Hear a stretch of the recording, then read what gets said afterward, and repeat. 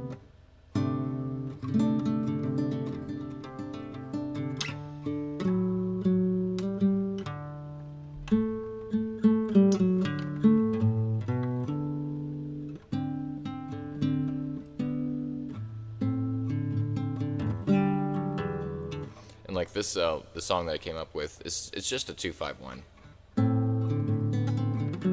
But I just took out some of the stuff for the voicings. Well, the idea came from a 2-5-1, and then I made it my own.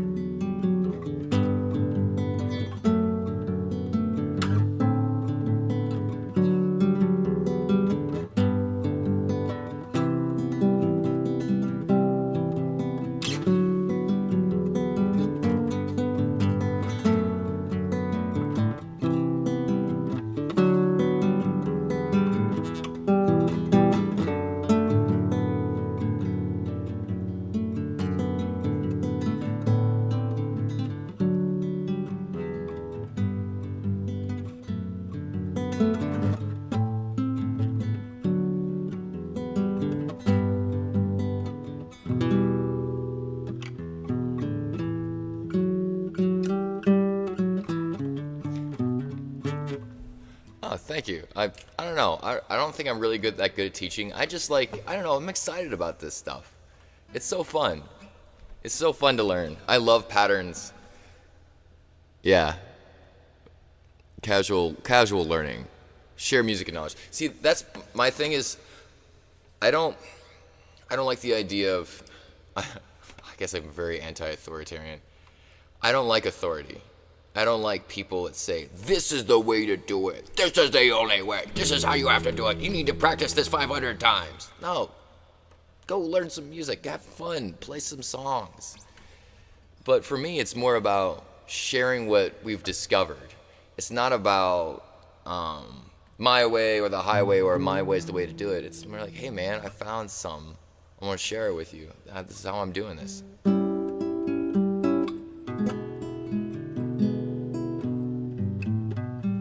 Yeah, pattern recognition is definitely extremely useful in music. And I think I've never been like diagnosed with autism or anything, but I'm pretty sure because my brother has been. Me and my brother are very, very similar. My brother's got other stuff with him though, but me, my dad, my brother, my other brother, extremely similar and have that kind of neurotype. That's the best way, I guess, to put it. 'Cause it's not a mental illness or a disability. It's just a different way that our minds work and get stimulated or overstimulated by different things. Exactly. So Glenn says, I think I learn best by watching and observing others. And that's how we really are supposed to learn. The way the school system is made is no one really actually learns like that. No one, like, there's like a few people that it like really works for. But being sat down and talked at for a really long time, bored out of your mind, is not the way to learn. The way to learn is like, let's build something together. You want to learn math? Let's go build something. Let me show you why these forces are necessary. You want to understand physics? Let's do some experiments together. That's what I think is the best way. That's why I like science over history and English and all that stuff, because that stuff's like memorization of dates. Who gives a shit about that part of history? It's better to learn the principles of why things shape that way and to interact with it. You can use that in modern, like in social media. You could do social media experience to teach the kids history and how the world works, how information shifts and the narratives change from century to century.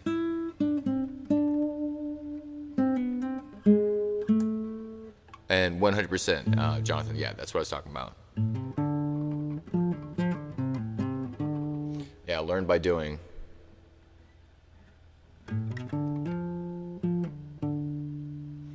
Yeah, my brother is one of those people. He can remember, hey, what's up, Lindsay? How you doing? My brother can like memorize. Like when I was growing up, he used to listen to rap, and he would listen to it once and have everything memorized. He's not good at rapping, but you know, at least not in my opinion.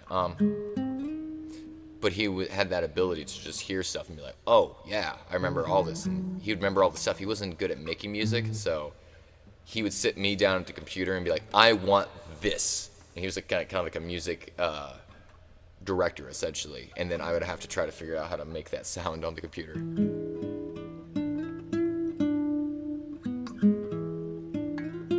Yeah, I feel that.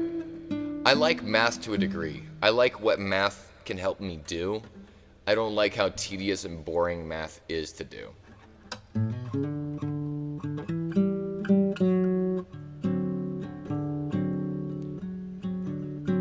Oh, that's hilarious. Yeah, because I feel like older siblings are a great motivator a lot of times, especially when they force you to do stuff. Because, like, honestly, I would never have gotten into music or music creation or production if it wasn't for my brother forcing me to do it. For him. Because originally, I wanted to be a programmer. So I learned how to program video games at a very young age, and I needed music in order to have that for the background of my game. And I was a really big fan of Mega Man, so I was trying to learn how to make electronic music. My brother saw that, and he's like, oh, no, you need to listen to this stuff, and gave me Infected Mushroom, and gave me tons of music to listen to. And I learned most of my music theory first from learning EDM. Yeah, that's awesome, dude. But we eventually just got away from, well, after my hard drive died that had my 2 years of a video game on it, because I'd spent a long time drawing I was doing pixel art, took 2 years to get it all finished, and just finished it 2 months later. The hard drive that had all the info on it, which was the backup hard drive, went out. And after that, I stopped programming for probably about 15 years. And just started recently. But because of that, I was like, nope, I'm going full on into music. And then I just started making psytrance music for about 10 years. Which I feel was more of a handicap than anything. Like, yes, I did learn a great deal about music production and how to do EQ, mixing, mastering, all that stuff. But it made my ability to understand music handicapped, because also my brother was very anti anything that wasn't rap or EDM. So the music that he would give me to listen to was very limited. And my dad limited my music because he was a pastor, so he didn't want me to listen to anything that wasn't Christian. Which, like, I can understand if, you know, looking at a lot of music nowadays, like, yeah, I kind of get it. Why you wanted to limit the exposure of the kind of the... Oh yeah, hell yeah, man. If you check out Terra Fractal next time, if you ever next time you're going on a little inner journey. Terra Fractal is an amazing psytrance producer from Australia. I talked to him a few times. Real nice guy. Extremely helpful. He helped set me straight when I first got online and I was putting my music out. I talked to him, and he's like, yeah, I see a lot of my influence in he saw a lot of his influence in my music, and believe me, there's a shit ton. So he helped kind of guide me through some of the ways that he does production that really helped. Yeah, a lot of people in the psytrance community are actually very welcoming, very nice. Franny is on here every once in a while. He owns the label that I release a lot of music on. TerraFractyl.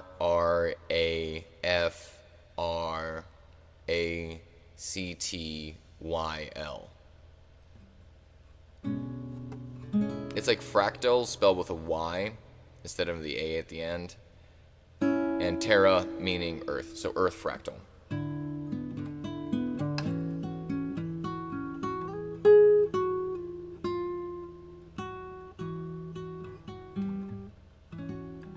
But from there, I kind of lost interest in music for a while because I got into a relationship and music wasn't paying any bills.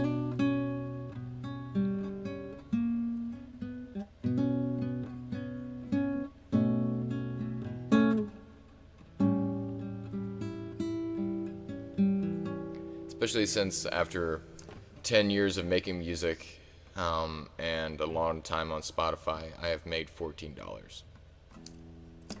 So I stopped. Music is now.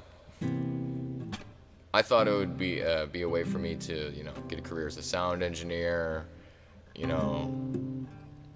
at least make a living doing something that I am actually good at and enjoy. But there's tons of other people doing that. They don't need me. So I figured, I'm just gonna start doing what I like doing. Oh, Imaginings and Fabrications, hell yeah. It's a great one. Also, The Illusion of Consciousness, I think is another good song by Terrafractal. Another good one. Yeah, it's harder to make a career in music today than ever before. And it's all due to these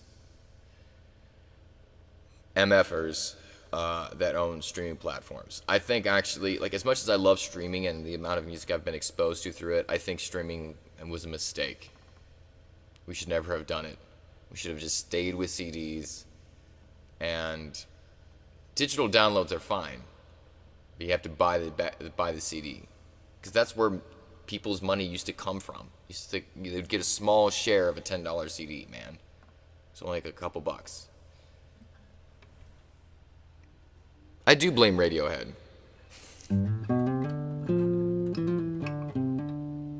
Yeah, corporations ruin everything. Corporations always find a way to find what's trendy in culture and ruin it by charging people and gatekeeping people with money. And then taking all the money that comes from it, keeping it themselves and not giving it to the people that actually make it.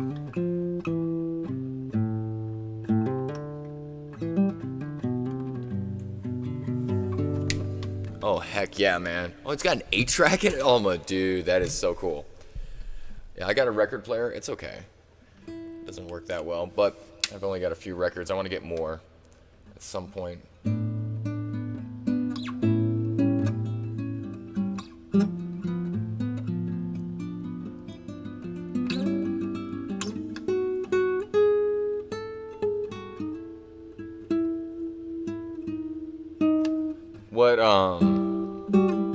What's your kind of main artist that you like to collect?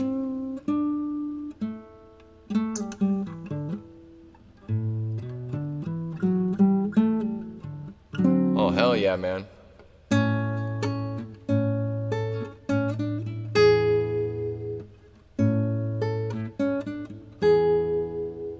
Love the Beatles.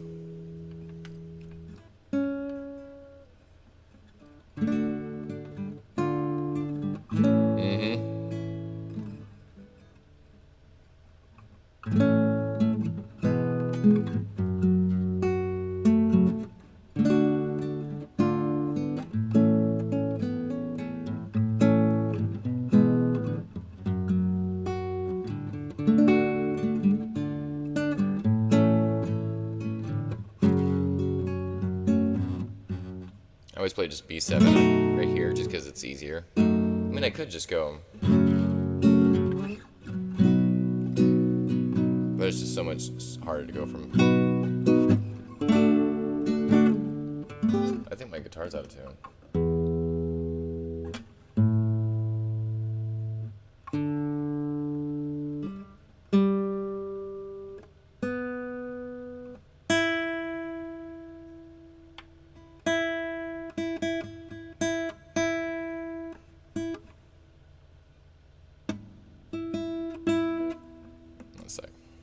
Yo, what up, JoJo?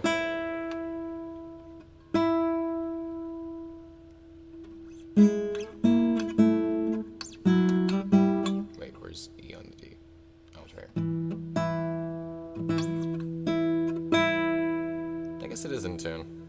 Just must be my imagination.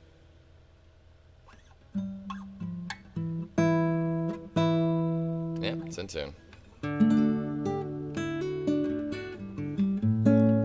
How you been doing today, JoJo?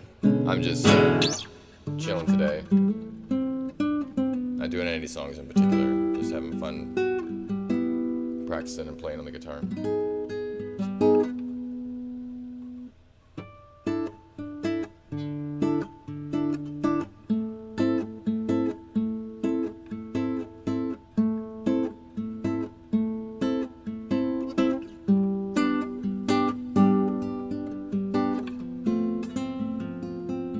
That's okay, man.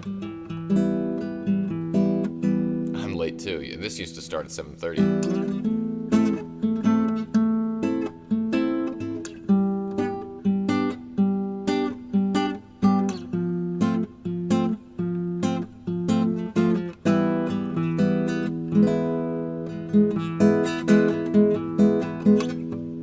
I think I found a nice kind of like almost Latin feel.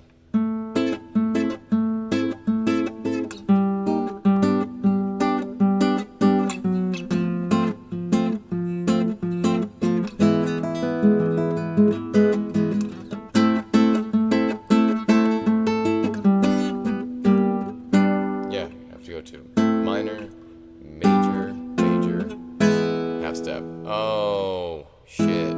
Yeah, I'm pretty sure that's the Andalusian cadence. Minor 1, down to your major 7. No, wait, no. That's a major flat 7. And then major flat 6 to minor 5. Hey man, you gotta pay attention to school. Education is important. School isn't important, but education is. The smarter you are, the easier that you can sift through the bullshit.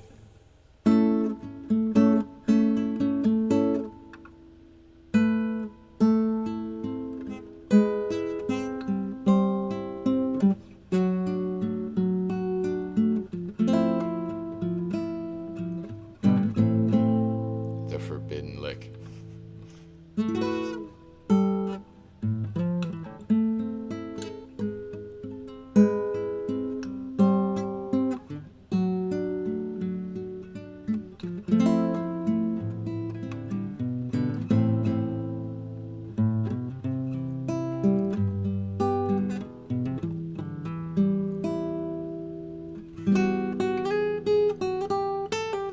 Oh my god, yeah. I will say though that the guy at I was gonna call it Creedence Clearwater Revival, but it's Clearwater Music. He didn't kick me out at least, but yeah, no, they don't like me at Guitar Center.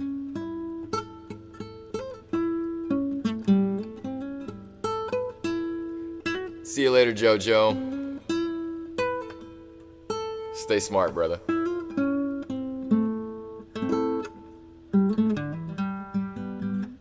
Something I learned recently is that Jimmy Page was self-taught. I thought he went to school for that, but I was wrong. Apparently that was, what's his name from The Doors? Who's the guitarist from The Doors?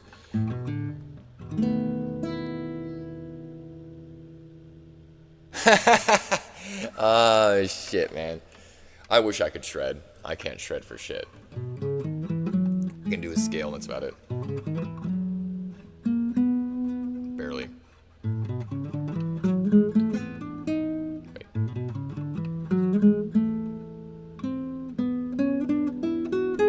There we go.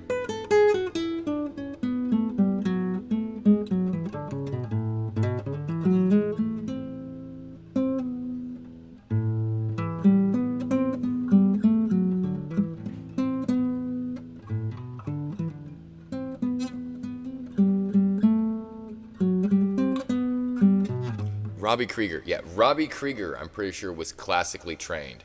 Because on Spanish Caravan, he plays... which is part of... I think it's... It's not Recuerdos de Alejandra.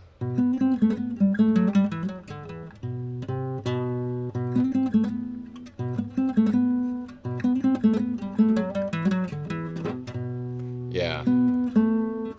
Pretty sure it's just, in the original, I'm pretty sure it's just an E Phrygian. I think. Or is it B Phrygian? It might be B Phrygian.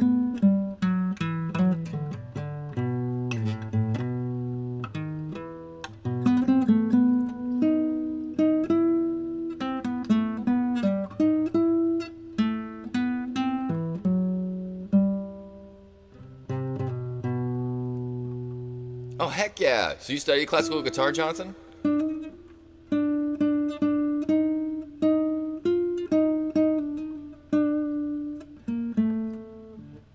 Yeah, that song is so fast, then you gotta do the...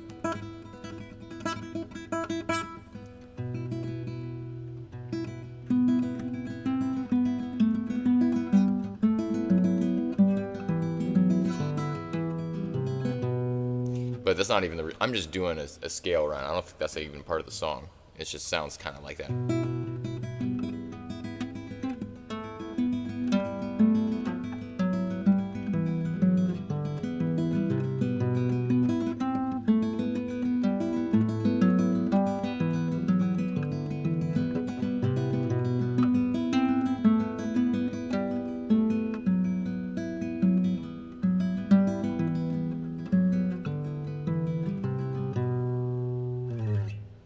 Oh, I bet, dude.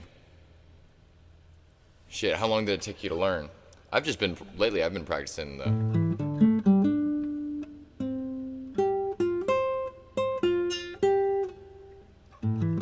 I've been just trying to practice going up fifths for a bit. Especially the B string is what gets me.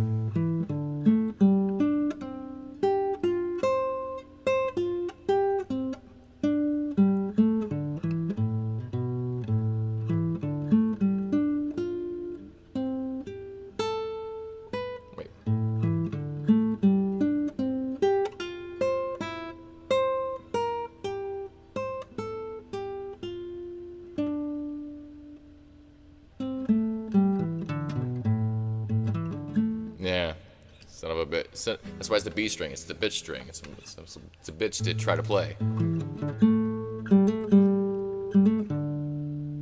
Oh, it's for a performance. Yeah, okay.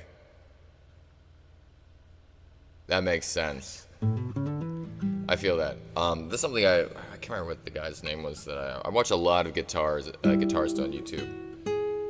All infinitely way better than me. Flamenco? I mean, so I've been kind of trying to learn like them. I know some of the chord progressions.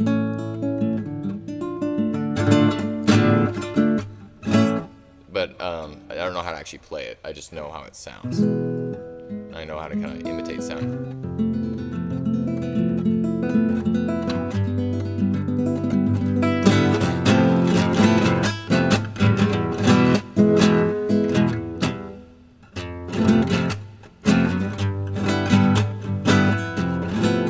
What most people think of as, like, non-musicians probably think of as the flamenco sound, which is me.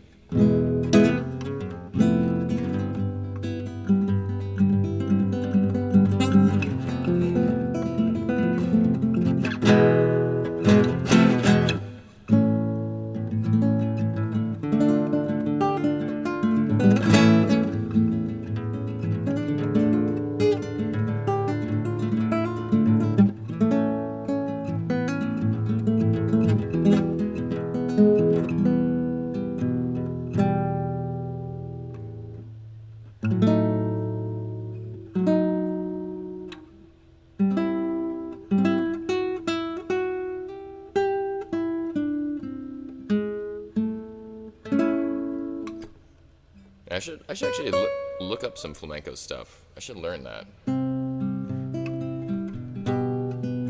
What I really need to do though is learn. Where's my classical book? I have a book to learn classical over here somewhere. But I really need to, because I want to learn how to do.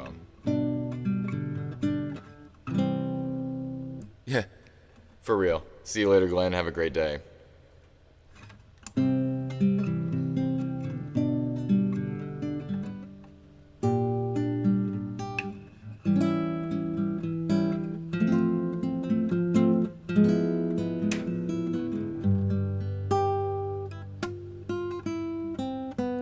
Yeah, double G.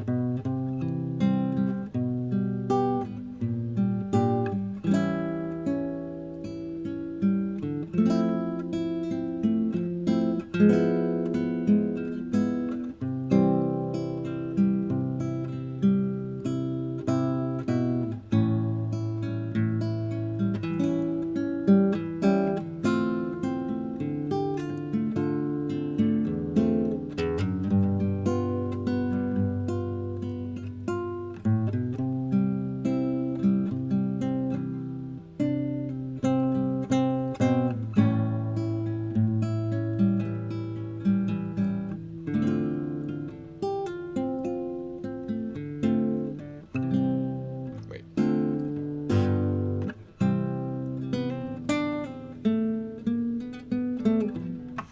Yeah, what kind of guitar are you looking at that you're thinking about getting? I'm showing you guys my new one, right?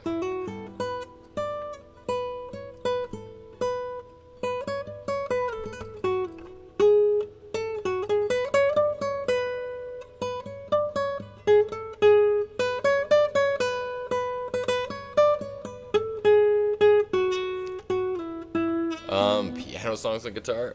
Not really. I mean, I barely know music as it is. I know like just a few folk songs and some like Bruce Cockburn stuff that I play badly.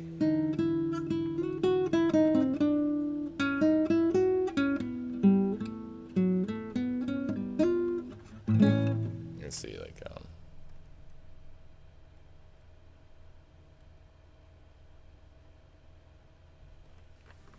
but what kind are you looking for? Like, you looking for another classical? You looking for a steel string? You gonna get an arch top? What you talking about?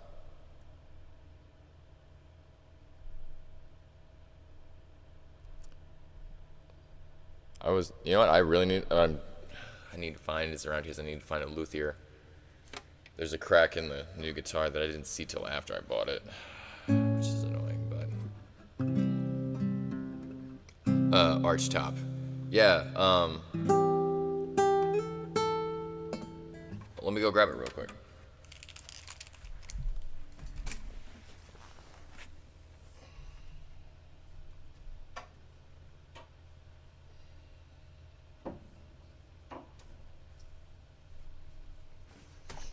Oh, God.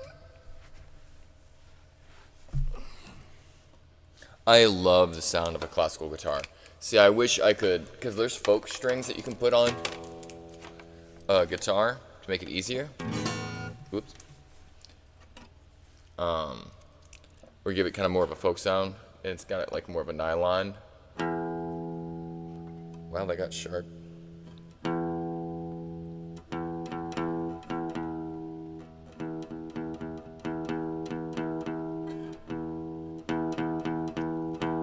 This guitar is kind of built more like a violin.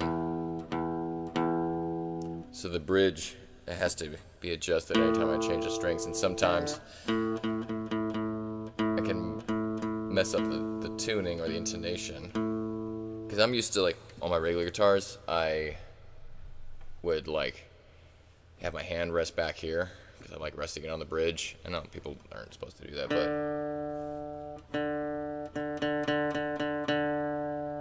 but if I do that with this guitar, I could mess up the bridge's position, and that would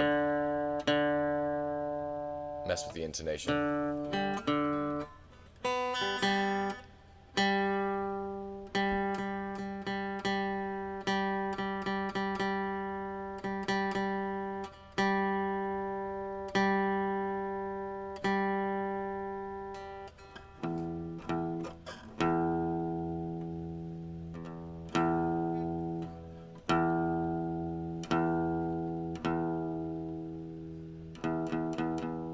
son of a bitch to tune too. The bridge it's got a floating bridge like a violin. So if I mess with it, it'll mess up the intonation on the 12th fret, which messes up everything. When I first played it at the store, whoever was originally selling this on consignment put the bridge in the wrong spot. He put it flat across. It's also supposed to have an angle to it. So when playing the mandolin, do you have to have the bridge in a very specific spot?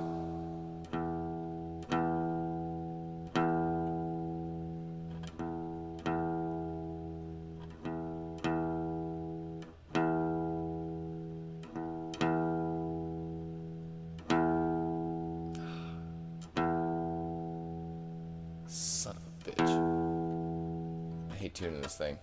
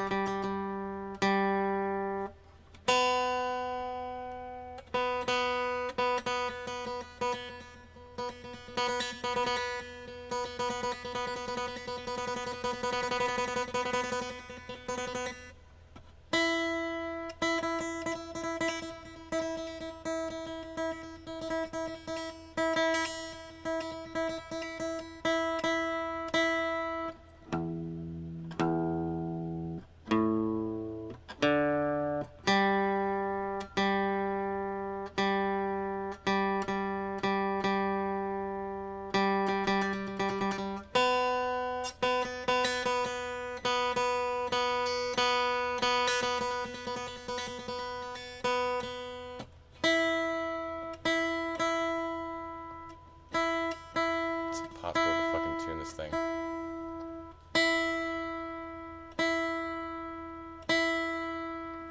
Finally. I always like to play an E afterwards to be able to make sure it's in tune with itself.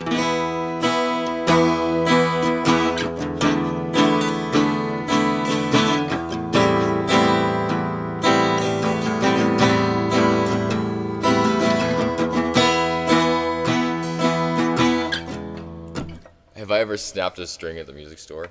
Yeah, the last time I was at Guitar Center, I literally picked up the guitar, went like this, went, and fucking the G string just popped off, and I was like, okay. My wife was with me, and like, what are we doing? I was like, I put it back. I grab the other guitar. I keep on playing it. If they say anything, be like, yeah, string popped off, man.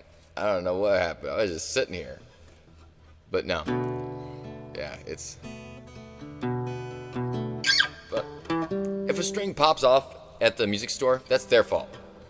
It's their fault for not changing the strings enough.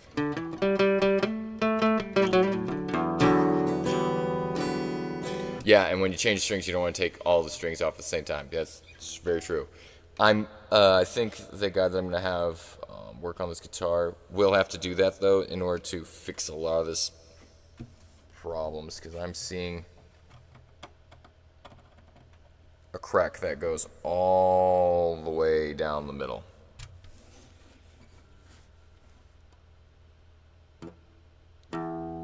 Oh my god, that one popped too. Dude, it popped off not just when I was playing, but like, I played for a little bit, then I tried to put it in tune, and but yeah. That's their fault.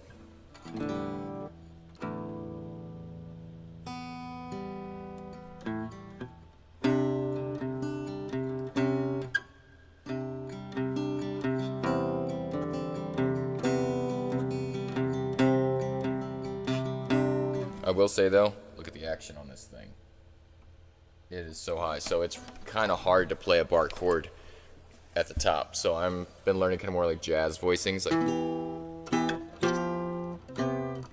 playing not with the bar, but just with the root that I need. Did it go out of tune again?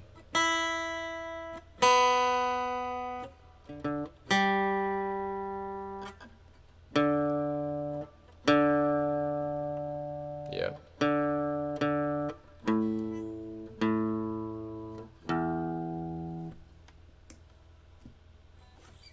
Yeah, but it gives it great volume.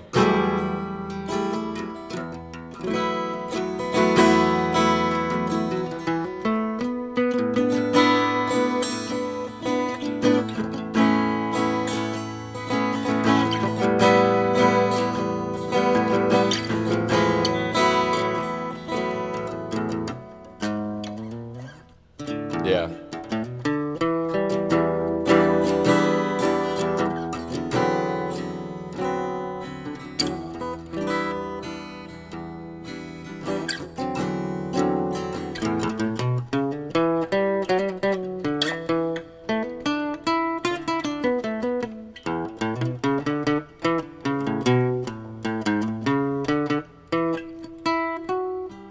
That's the thing I like about it. It does have a nice high end. I like the I think it's a little out of spot, but I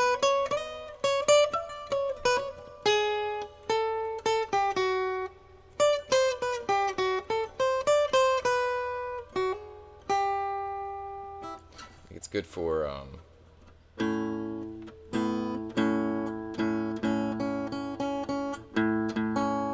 that sounds out.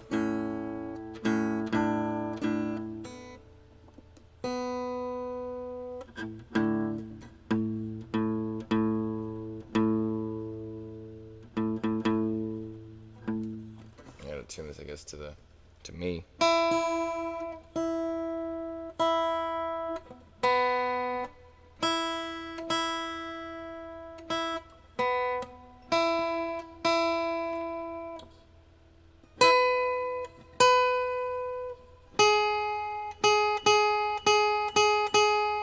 The hell? It's already way out of tune.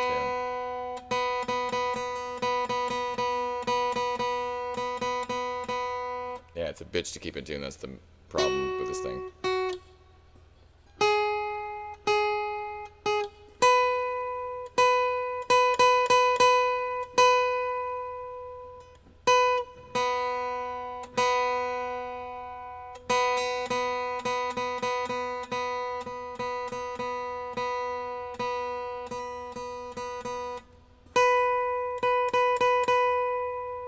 You hear that slightly out of tune?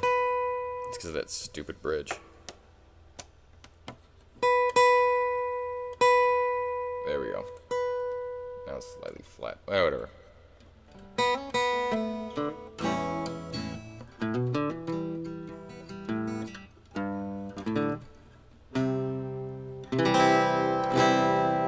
Sounds kind of out to me.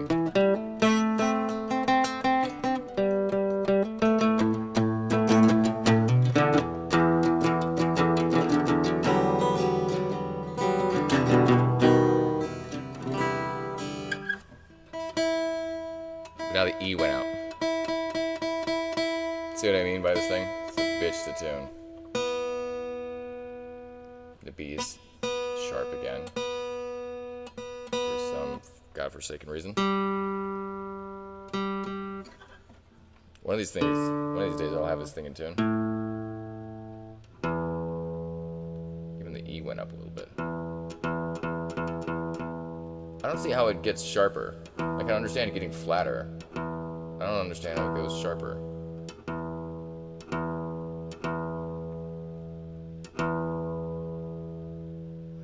Pigs are so hard to tune too.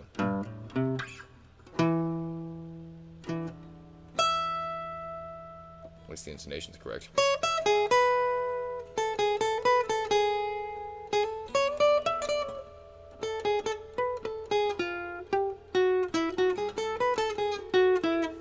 Oh, got a little honky-tonk piano over at the rec center.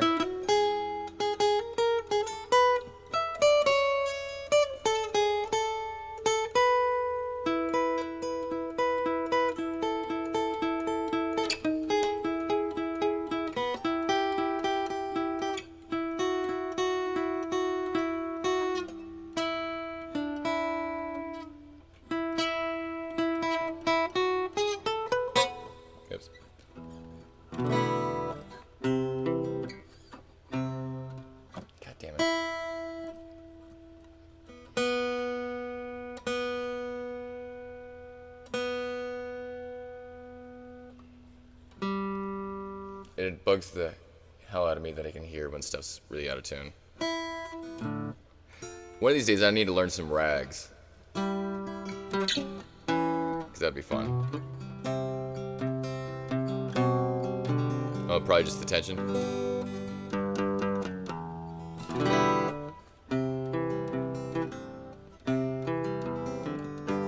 I wanted to try to do a Jim Croce song before I left. I'm gonna try to do it on here. We'll see.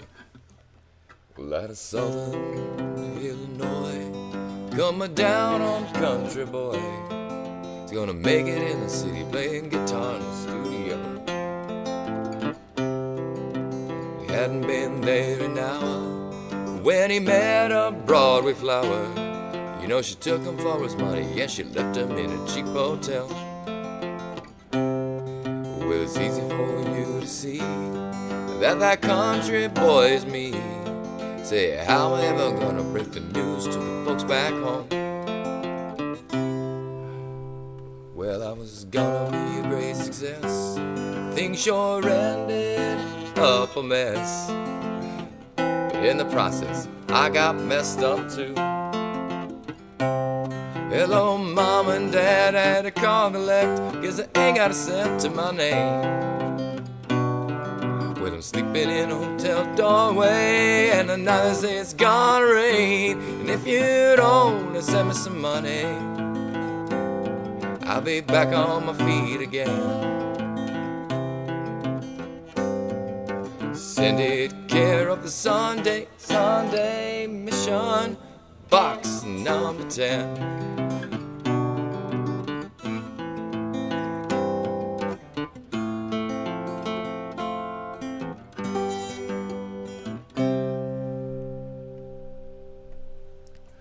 Back in Southern Illinois, they're still worrying about the boy. This boy's gone home soon as he gets the fare. But as soon as I got my bread, I got a pipe upside my head. Yo, they left me in an alley, took my money and my guitar too.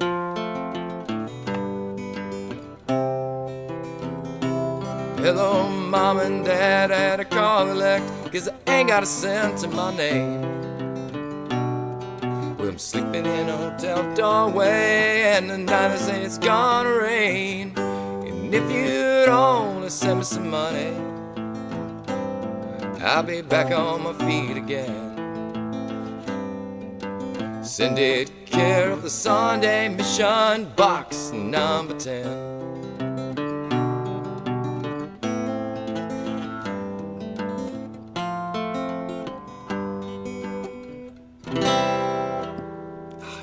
Freaking hurts to play this thing. Yeah, it's definitely playing on hard mode. I will say, going from this back to my classical guitar feels so much easier. I will say this thing has built up my strength by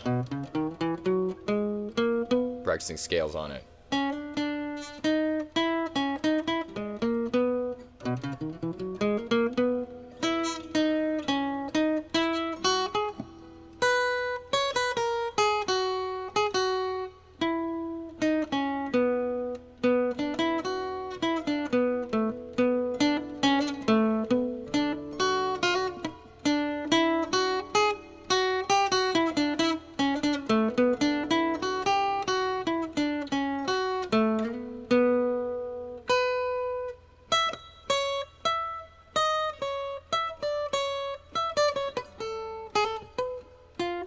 Yep, exactly.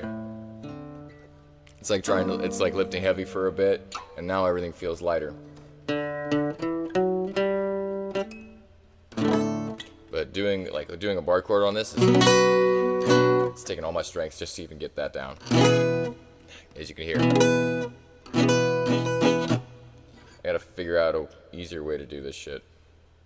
They say, like, roll it onto your thing. It's like, my finger doesn't roll, dude. They say, roll it onto the bony part of your hand. It's like, instead of using the fleshy part. What the fuck are you talking about? Roll your finger? I've never seen anyone roll their finger. It's just on there. I think think actually a lot of guitar advice is actually kind of bullshit. I'm also thinking about getting maybe lighter gauge strings, because I don't also know when the last time these were changed. They look pretty worn. These are the strings that came with the guitar.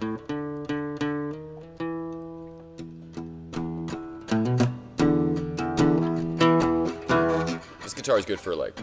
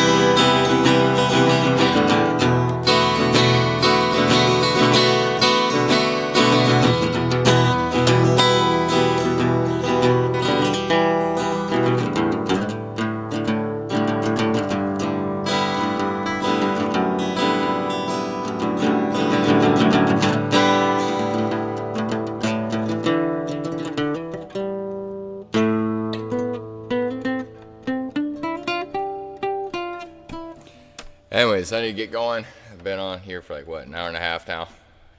I need to go do shit. Thank y'all for hanging out while I was just kind of putzing around today.